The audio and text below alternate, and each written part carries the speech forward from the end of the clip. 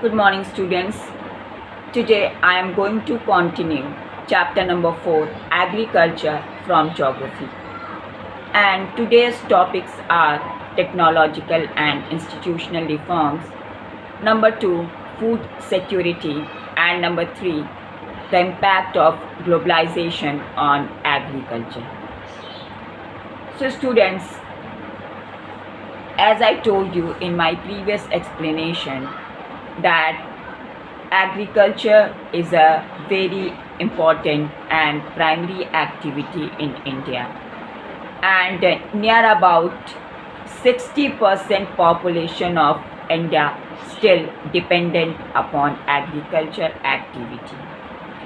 And in India, agriculture has been practiced for thousands of years to complete their needs and requirement, and also for sustenance.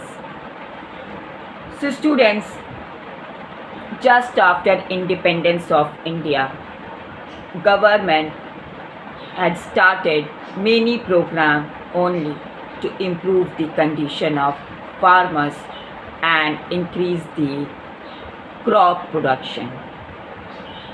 Students, as you know very well that water and fertile soil both are very important for the growth of any kind of crop. So in this series, our government had given emphasis only to regulate and proper sources of irrigation and increase the natural fertility of soil. And students, you know very well that just after the independence of India, our population started to grow very rapidly.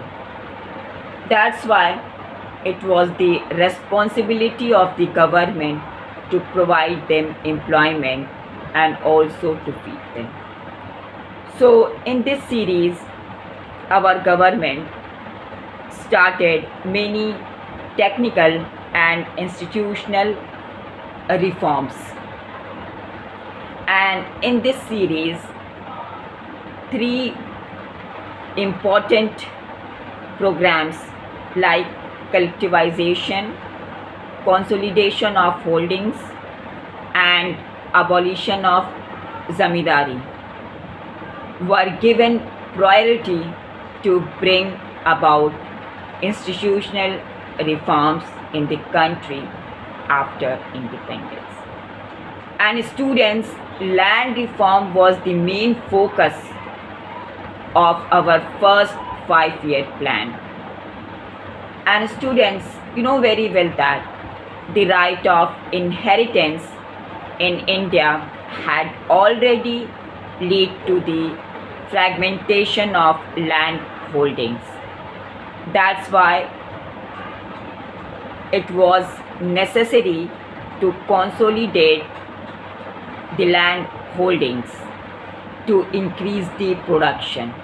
And students, you know very well that in India, whatever land or property given by them to their next generation or sons, that property divided into them and again, and this inheritance of land is responsible for the small plot of land to cultivate or to grow the crops. And that kind of very small agriculture field is not productive anyhow for the government and also for the people. That's why many laws and land reformation were enacted, but the laws which was implemented by them was not successful completely. So after some years later, the Green Revolution which was started by government, was based on the use of package of technology like artificial irrigation facilities and many tools and machineries and artificial insecticide, pesticides and fertilizers and high yielding varieties of seeds only to increase the production of crop in India. And after that, same time, White Revolution or Operation Flood were started by government to stop the flood or for the control of flood, because of very well that floods devastated a very large area where farmers cultivated their crops, and that all crops destroyed by the flood. That's why government started these two main strategies only to improve the Indian agriculture. And students, to control the flood, government of India started to construct dams on it. And you know very well that students, dam can complete many kind of requirements in same time, like production of hydroelectricity, and dams can control the flood, and also during the time of construction dams can provide employment a lot of unemployed people. All right. And after that, in 1980s and 1990s, a comprehensive land development program was initiated, which included both institutional and technical reforms, like provision for crop insurance against drought, flood, cyclone, and fire and disease also, and establishment of Grameen banks, cooperative societies, and banks for providing loan facilities to the farmers at lower rates of interest were some important steps in this direction. All right. And after that, Kisan Credit Card (KCC), Personal Accident Insurance Scheme, PACE, are some other schemes introduced by the government of India for the benefit of the farmers. And after some time later, again, a special weather bulletins and agricultural programs for farmers were introduced on the radio and television. And government also announces minimum support price or MSP for important crops to check the exploitation of farmers by the speculators and middlemen. All right. So students, in this series I am going to discuss with you an important story of Bhudana or Gramdan.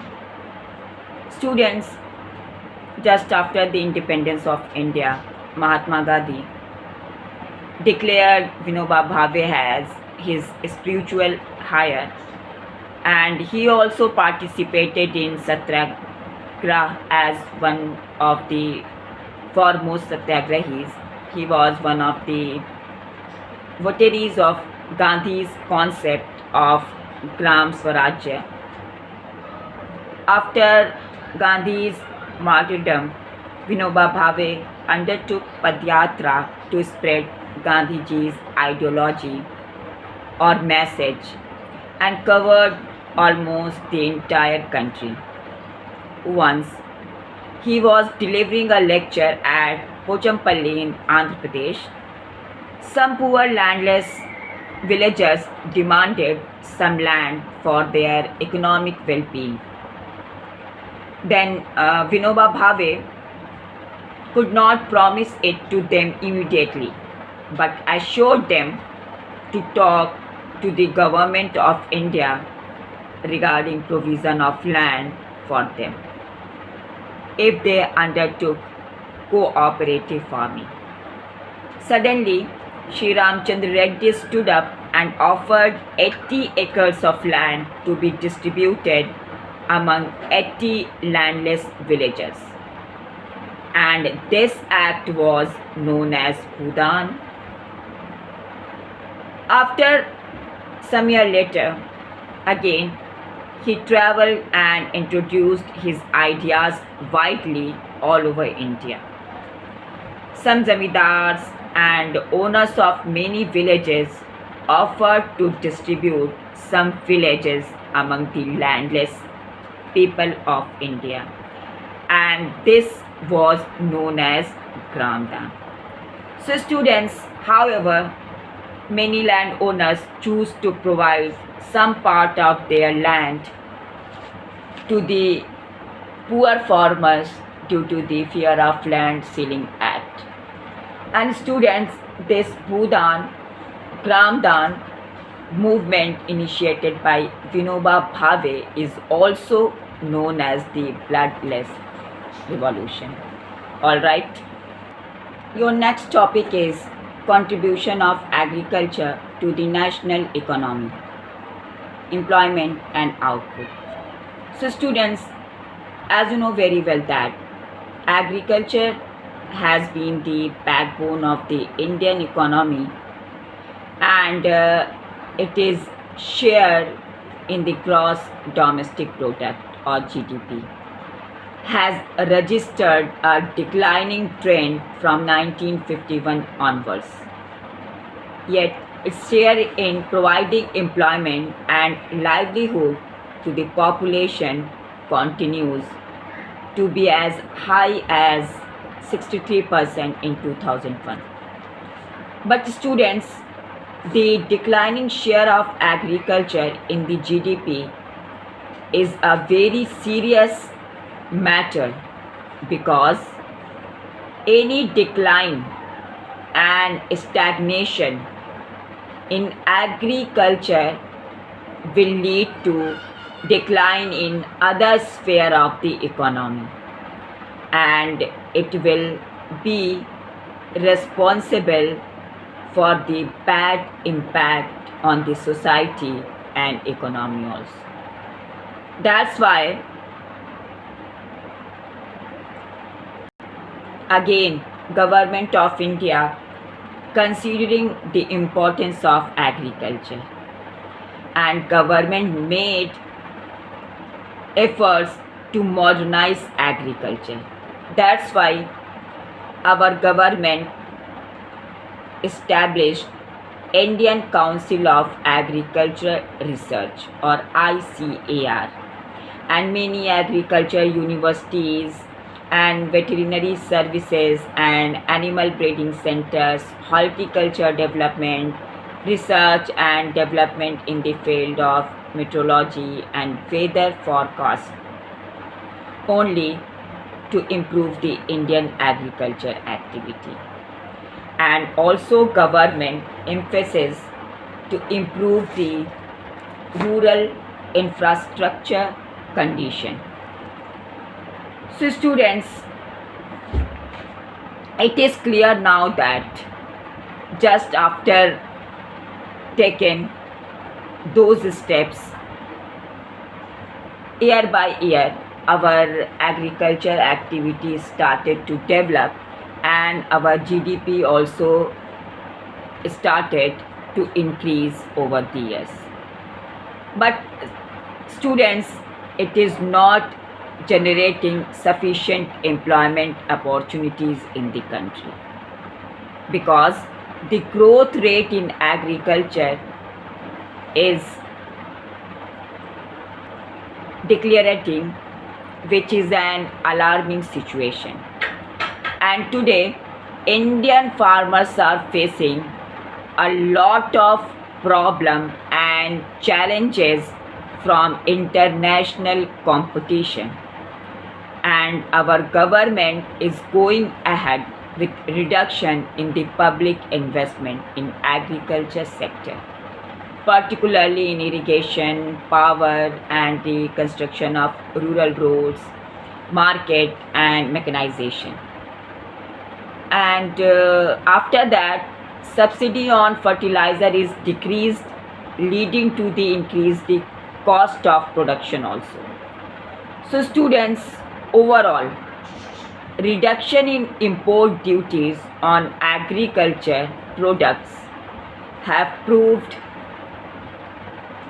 detrimental to agriculture in the country. That's why our Indian farmers are withdrawing their investment from agriculture, because causing downfall in the employment in agriculture sector. All right. After that, your next topic is food security. So students, as you know very well that food is a basic need and every citizen of the country should have access to food which provides minimum nutritional value. And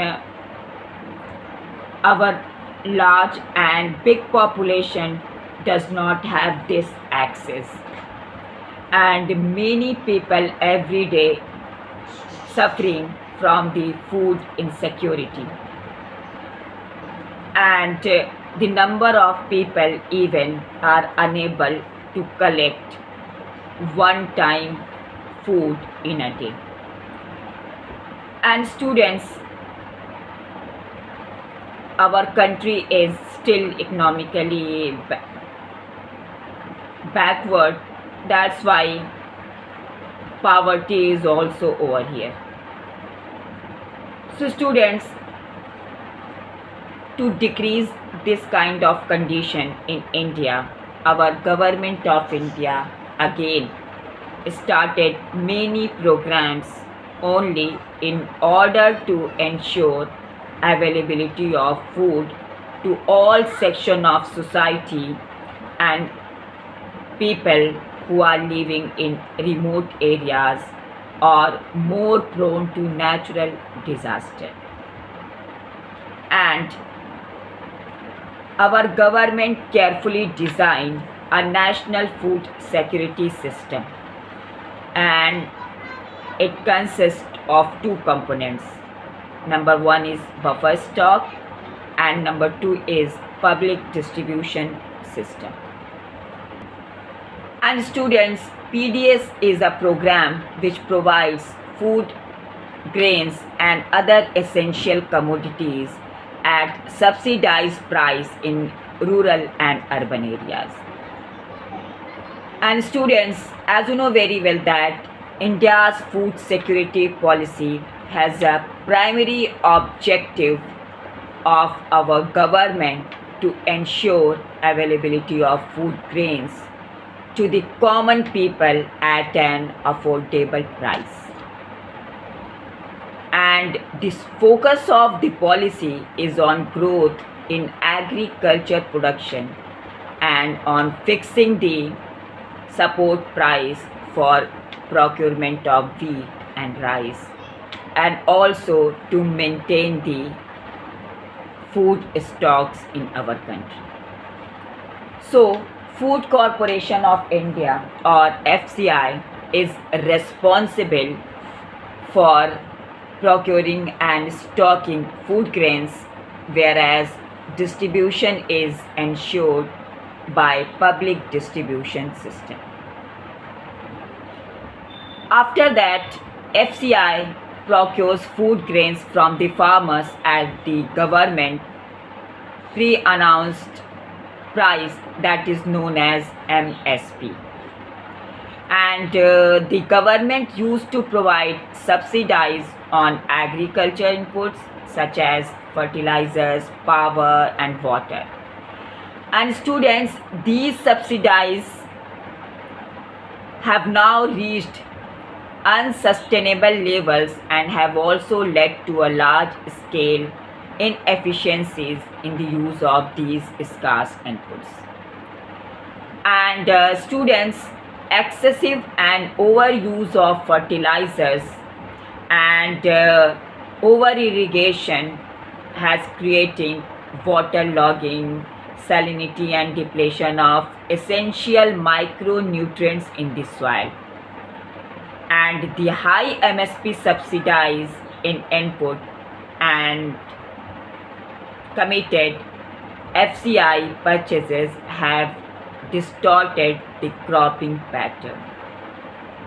And students, these are the advantages of public distribution system and buffer stock. All right. Students, you know very well that wheat and paddy crops are being grown more for the MSP decade. And especially Punjab and Haryana are the examples of growing wheat. And students, this has also created a serious imbalance in intercrop parties. After that, students, you know very well that the consumers are divided into two categories: below poverty line BPL and above poverty line APL, with the issue price being different for each category. So students, this categorizations is not perfect and a number of deserving poor have been excluded from the BPL category. And moreover, some of the so-called APL slip back to BPL because of the failure of even one crop, and it is administratively difficult to accommodate such shift. That's why each district and block can be made self-sufficient in food grains production if government, each district and block can be made self-sufficient in food grains production if government provides proper agriculture infrastructure and so many sources and latest techniques to encourage the farmers. So students,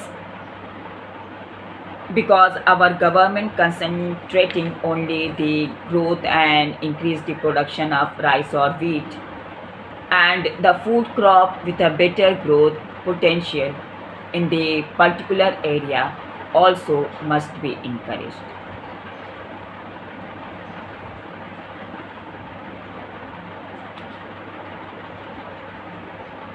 But students, due to the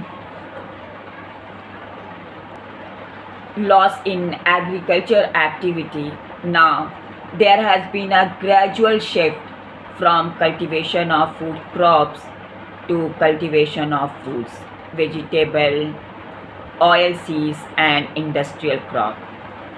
And this had led to the reduction in net sown area under cereal and pulses. And students, with the growing population of India and the declining of food grains puts a big question in front of our country's future food security. And students, the competition for land between non-agriculture uses such as housing and agriculture has resulted in reduction in the net sown area, and the production of agriculture and crops is started to decline, and overuse of fertilizer, pesticide and insecticides also responsible to decline the dramatic change in the agriculture production.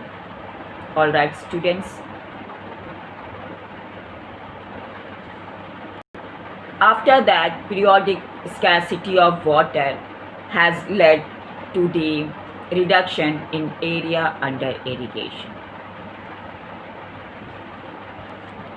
And students, after the introduction of green revolution and artificial fertilizers and insecticide and pesticide, creating a major gap between rich and poor farmers, because poor farmers are unable to use all the modern inputs and facilities whatever provided by the government to increase the agriculture fertility, and rich farmer can use all the things because they have a lot of money to increase the production or crop in the fields.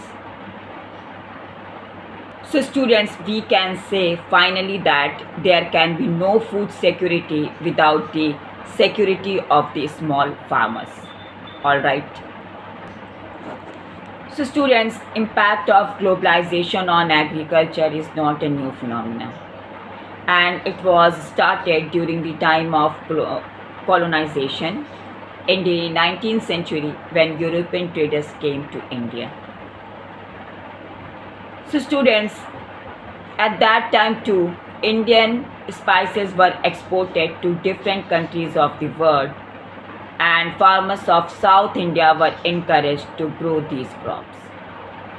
And students, after that, during the British period, cotton belts of India attracted the British, and ultimately cotton was exported to Britain as a raw material for their textile industries. So students, that time cotton textile industry in Manchester and Liverpool were very famous in all over the world for the cotton production. And students, you have already learned about the Champaran movement, which started in 1917 in Bihar. And this was started because farmers of that region were forced to grow indigo on their land because it was necessary for the textile industries. And students, under globalization, especially after 1990, the farmers in India have been exposed to new challenges in international market because an important producer of rice, cotton, rubber, tea, coffee, jute and spices, our agriculture products are not able to compete with the developed countries because of the highly subsidized agriculture in those countries. And students, nowadays also Indian agriculture finds itself at the very difficult crossroad, and to make agriculture successful and profitable, proper requirement should be given to the farmers to improve the condition of marginal and small farmers. Green Revolution started by our government, but this program is not equally working in all over the India. And Green Revolution also responsible for the degradation of soil fertility due to the overuse of chemical and different kind of fertilizers. And after that, the Gene Revolution, which is responsible for the disappearance of natural seeds. And in fact, organic farming is much in vogue today because it is practiced without factory-made chemicals such as fertilizers and pesticides, and it is also not affect environment in a negative manner. And students, a few economists of India think that Indian farmers have a black or bleak future if they continue growing food grains on the holding that grow smaller and smaller as the population rises.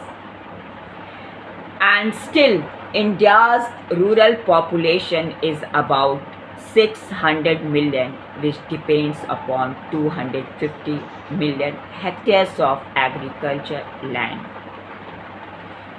So students, Indian farmers should diversify their cropping pattern from cereals to high value crops. Then this will increase incomes and reduce environmental degradation.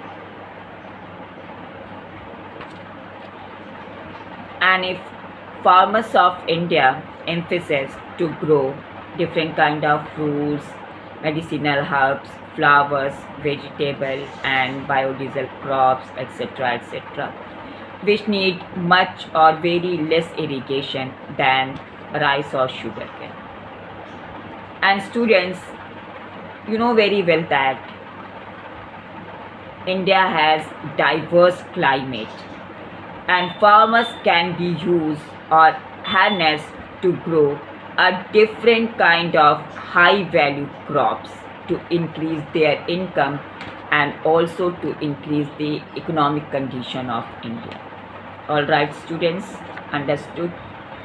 So here your chapter number 4 agriculture is completed, and please listen this lecture very carefully, and if you have any problem or confusion then contact me. Alright, thank you and have a nice day.